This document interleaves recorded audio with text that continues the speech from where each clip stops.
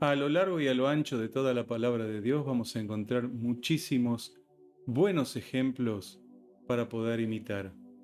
Ejemplos de consagración, de entrega, de amor, de devoción. Quisiera ir a un ejemplo que nos provee el libro de Segunda de Corintios en el capítulo 12, a través de la pluma del apóstol Pablo, donde él dice en el versículo 15 de la siguiente manera, escúchelo o léalo conmigo. Dice así, y yo con el mayor placer gastaré lo mío, y aún yo mismo me gastaré del todo por amor de vuestras almas, aunque amándoos más, sea amado menos. Qué ejemplo tremendo de consagración y de fe que nos está dando el apóstol Pablo. No he escuchado a muchos a lo largo de todas estas décadas de ministerio decir yo gastaré de lo mío y aún yo mismo me gastaré. Pero el apóstol tenía un corazón enorme y una fe bien dispuesta también, una fe plena que solamente una persona que había desarrollado su vida espiritual de esta manera podía llegar a escribir algo semejante. Porque para Pablo, y realmente creo que es así, la palabra de Dios nos muestra un juego, si lo quiere ver desde el punto de vista lúdico. Es el juego de todo o nada. Así son las reglas de la palabra de Dios. O es todo o es nada. Jesús fue enfático y claro cuando dijo que el que conmigo no recoge desparrama. Es todo o es nada. Por eso es necesaria una fe plena, absolutamente necesaria. Pero bueno, los cristianos tenemos una ventaja, no tenemos nosotros que hacer el camino. El camino ya está hecho. Solo en Jesús puede cumplirse esa antigua poesía que tenemos en una canción popular internacional que dice, caminante, no hay camino, se hace camino al andar. Solamente Jesús fue el que hizo el camino. Él se enfrentó a una realidad que no existía y Él abrió un nuevo camino a través de su muerte, a través de su sacrificio y a través de su resurrección la ofrece a todos los hombres y a toda la humanidad. Dios no nos va a pedir imposibles. Dios solamente nos pide que pongamos nuestra fe en marcha y que la transformemos en una fe plena. Por eso quisiera tratar en este día algunos requerimientos de la fe plena. Si uno quiere tener una fe plena, ¿qué requisitos hay que uno tenga que cumplir? Quiero empezar con el primero de estos requisitos o de estos requerimientos necesarios para una fe plena. Y es saber, en primer lugar, que una fe plena no tiene límites. Muchas cosas. Casi me atrevo a decir, la mayoría de los momentos de la vida del hombre tienen límites. Hay límites en lo moral, hay límites en lo espiritual, hay límites en lo actitudinal, hay límites en lo físico, en lo legal. Todo usted va a ver que tiene un límite. Hay cosas que se pueden y hay cosas que no se pueden. Sin embargo, cuando vamos a hablar de la fe, vamos a ver que realmente la fe no tiene límite. Si es que la fe encuentra un límite, va a ser por nuestra actitud, por nuestra decisión, tal vez nuestros miedos o por algo que esté sucediendo en el mundo interior, ese complejo mundo interior que todos tenemos. Pablo dijo en el pasaje que acabamos de leer que él mismo gastaría sus bienes y su propia vida por amor a sus hermanos. Esto es digno de alabanza.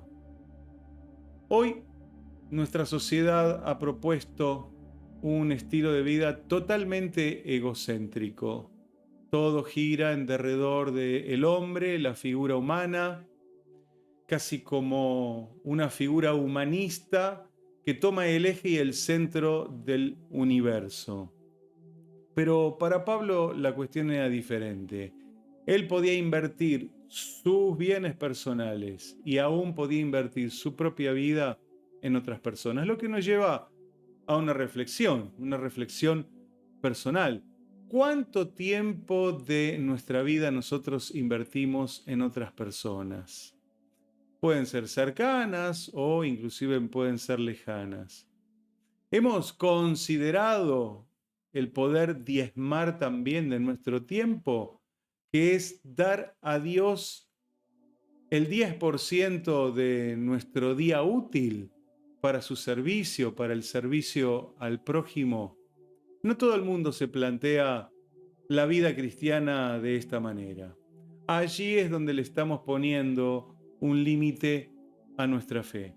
Pero para ir a lo práctico, la fe plena va desde la entrega de un vaso de agua, como Jesús lo dijo en Mateo 10:42, que aún un vaso de agua fría dada en su nombre tiene recompensa. Un vaso de agua es el acto más simple, más sencillo que los humanos podríamos hacer para beneficiar a otra persona.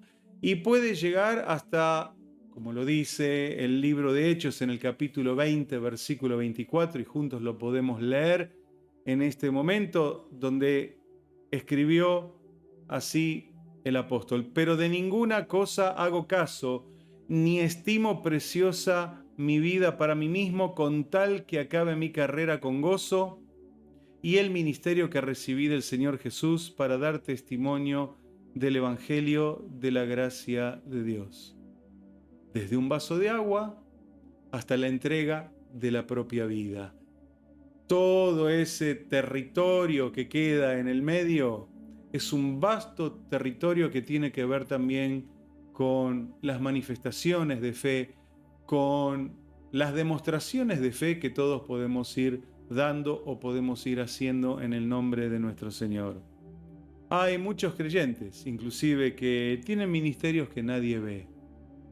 A mí me ha tocado en estos últimos años tener un ministerio público, abierto a las cámaras, donde este mensaje lo puede ver cualquier persona desde cualquier parte del mundo, siempre y cuando obviamente los países no pongan restricciones al contenido que pueden ver. Pero digamos, está accesible para cualquier país del mundo esta imagen y este mensaje.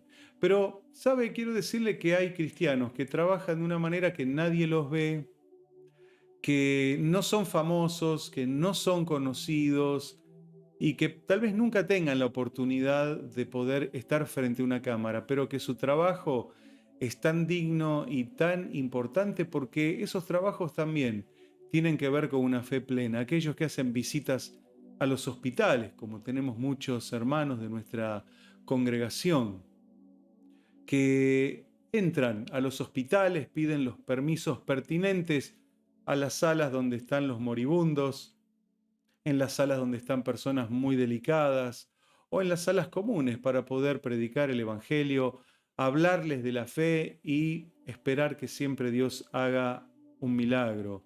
O aquellos que hacen intercesión, que son finalmente esas columnas invisibles que sostienen todo el trabajo visible que luego uno puede llegar a hacer.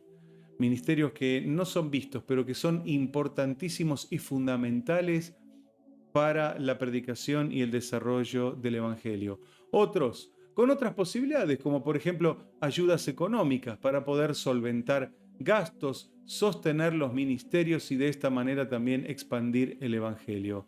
Esas personas no hacen propaganda de lo que dan, no hacen ningún espamento con aquellas tareas que desarrollan para el Señor. Pero quiero decirles que ellos también son parte de una fe plena, están directamente usando su fe de una manera excepcional y tratando de no ponerle ningún límite.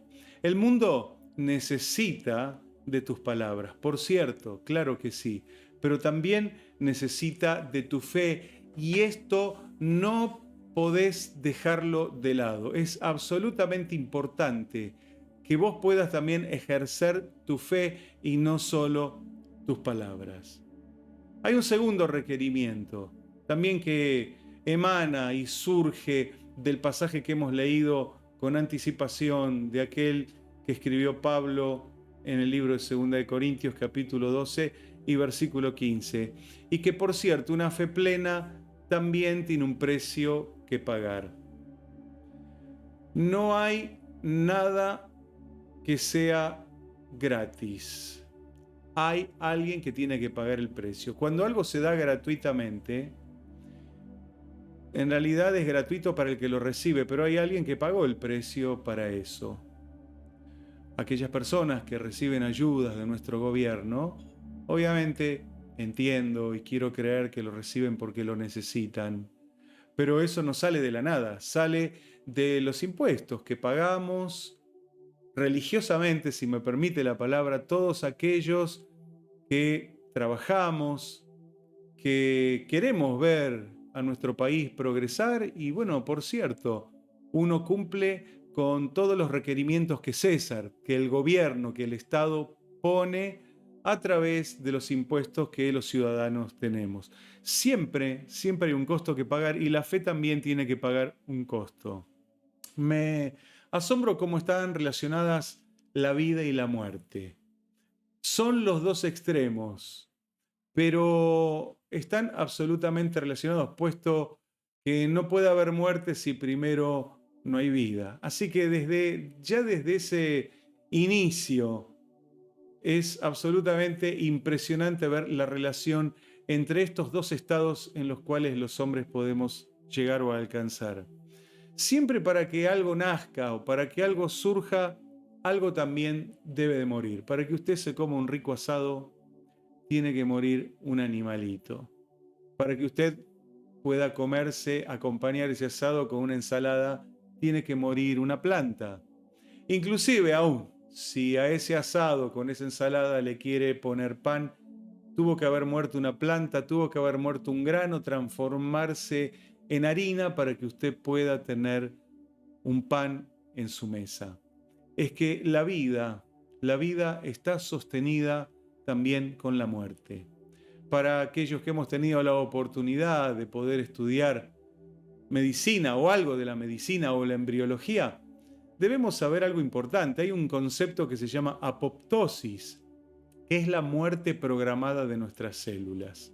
Cuando nos desarrollábamos inicialmente en el vientre de nuestra madre, nuestra mano no era así como hoy la vemos, tenía membranas interdigitales que luego desaparecen, quedan apenas unos vestigios que son estos bordes internos que tenemos de esas membranas. Quiere decir que estas células murieron a propósito, murieron de forma programada para que usted pueda tener una mano útil donde pueda mover los dedos independientemente y de esta manera pueda ayudarse y ayudar a las demás personas. Jesús dijo en el Evangelio de Juan, en el capítulo 12, versículo 24, que si el grano de trigo no muere, queda solo, pero si muere, lleva mucho fruto. Y es cierto, el grano, cualquier semilla que usted pone en la tierra, y dice usted, nació una planta, esa semilla tuvo que morir para darle lugar a la planta, al germen de la vida que tenía dentro. Y el cristianismo hoy existe, ¿sabe por qué?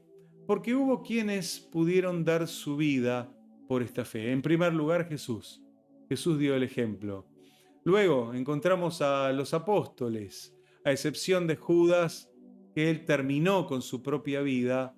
Todos entregaron sus vidas por causa de Cristo y de la predicación del Evangelio. Juan el Bautista es un digno ejemplo también. En el Evangelio de Juan, en el capítulo 3, versículo 30, él dijo algo muy importante que no tenemos que olvidar.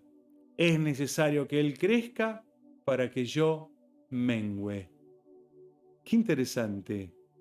Es necesario que él crezca, pero que yo mengüe. Jesús crece y nosotros nos hacemos más pequeños. Es que esa es la idea. Esa es la idea, es que la figura humana cada vez vaya desapareciendo para que la figura de Cristo, que es Dios, que es Señor, que es creador del universo, sea absolutamente la imagen que impacte a esta humanidad. Y así fue con Juan. Juan perdió a sus oyentes. Uno de ellos era Andrés, el hermano de Pedro. Lo puede encontrar usted allí en el Evangelio de Juan, en el capítulo 1. Como uno de los seguidores o los seguidores primero de Juan el Bautista, luego se transforman en seguidores de Jesús. Y Juan dice, vayan con él. Él es el Cordero de Dios que quita el pecado del mundo. Yo no soy digno de desatar ni siquiera la correa de su calzado.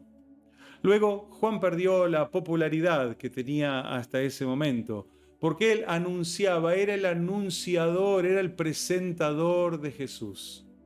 Pero cuando Jesús aparece en escena, es Juan quien desaparece, porque su figura ya no tiene más para ofrecer. Qué lindo es este ejemplo que nos dio Juan el Bautista, que fue un primo de Jesús. Qué interesante lo que él hizo cuando su primo Jesús, que es Dios y que era Dios, se manifestó a este mundo. Juan simplemente desapareció de la escena sin protestar, sin decir nada, y pagó el precio de predicar la verdad y de predicar la justicia en un mundo de injusticia. ¿Por qué? Porque él termina finalmente perdiendo su vida. ¿Sabe qué? Por un simple juego, por simplemente la maldad de una mujer llamada Herodías, que pidió a través de su pequeña hija la cabeza de Juan el Bautista en una bandeja. Qué terrible, ¿no? Pero de esta manera se nos ilustra también aquellas cosas que nosotros debemos hacer en la vida. Uno debe pagar un precio por el ministerio. Tenemos que ser de testimonio en este mundo, perdonar las ofensas de aquellos que nos han ofendido, sujetarnos a nuestras autoridades, a nuestros pastores, o aquellos que somos pastores, a nuestras autoridades que están por encima de nosotros, si es que pertenecemos obviamente a una denominación o a una organización cristiana. Y por cierto, dar prioridad a otros antes que a uno mismo. Todo esto es un precio que hay que pagar para tener una fe plena. Pero hay algo más que quiero rescatar, que quiero resaltar del pasaje que leímos. Justamente la fe plena es una de las metas de la vida cristiana. Sabe que existe en el ministerio la posibilidad de transformarse en un profesional.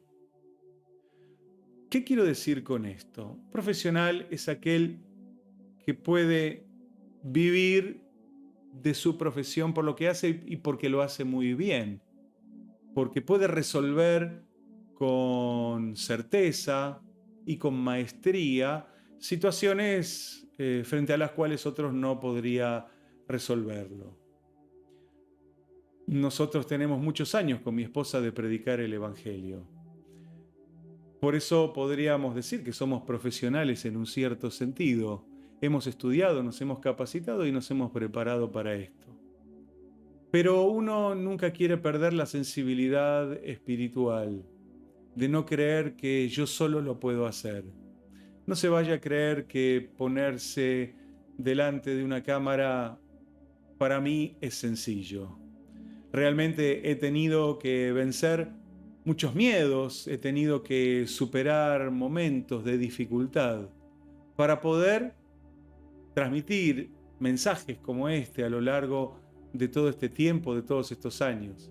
Por cierto que uno va comprendiendo mejor la metodología, va encontrando la mejor forma de decir las cosas, va encontrando otros recursos que tal vez antes no tenía por tal vez no haberlo hecho nunca. Y uno va descubriendo finalmente esto, pero cuidado con transformarnos en profesionales.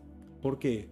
Porque el profesional tal vez no necesite de Dios para hacer lo que él piensa hacer. Esto es algo que tenemos que tenerlo muy presente.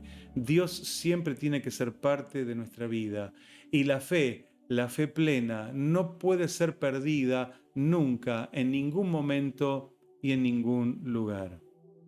Quiero leer el libro de Primera de Corintios en el capítulo 12, versículo 31, Recordamos un poco lo que Pablo había escrito en la carta anterior. Dice, si yo hablase lenguas humanas y angélicas y no tengo amor, vengo a ser como metal que resuena o címbalo que retiñe. Esto es ser un profesional.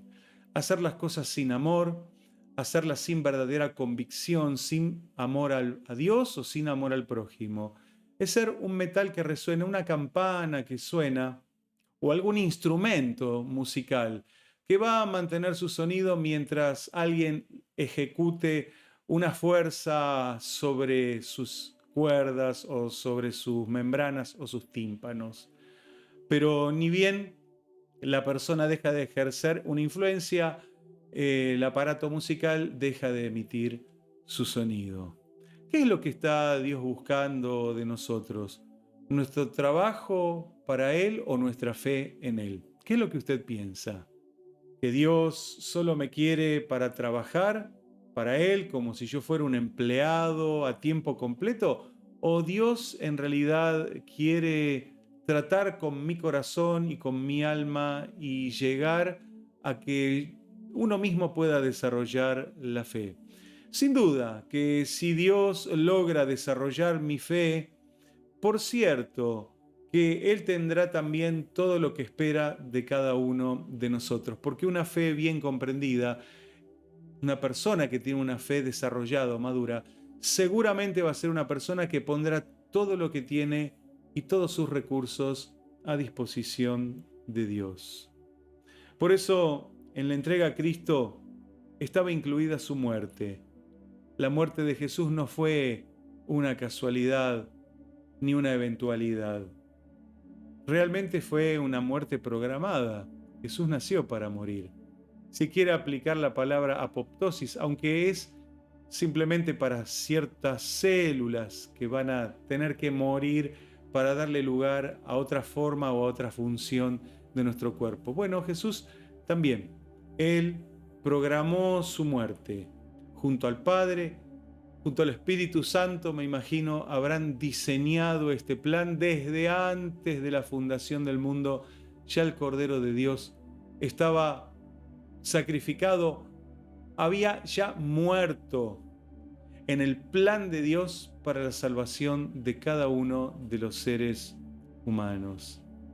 La decisión de morir, entonces, no fue una cláusula de último momento. No fue algo de ¿qué hacemos ahora? ¿Cómo resolvemos esto? Bueno, hagamos lo siguiente, Jesús, anda y entregate en la cruz. No, no fue algo de último momento, no fue algo apresurado, fue algo bien pensado por Dios para que el plan sea absolutamente perfecto. Por eso tenemos que recordar una máxima. Dios no busca trabajadores que le sigan, está buscando seguidores que tengan fe plena en Él, en su muerte, en su sacrificio y también en su resurrección. Por eso la fe plena es parte integral de la vida cristiana. Una vida cristiana sin fe no es una vida cristiana. Será una vida religiosa. La persona puede ser inclusive muy buena, pero si no hay fe, eso no agrada a Dios. No hay forma de agradar a Dios si uno no tiene fe. Así que la fe plena es parte del plan de Dios para tu vida.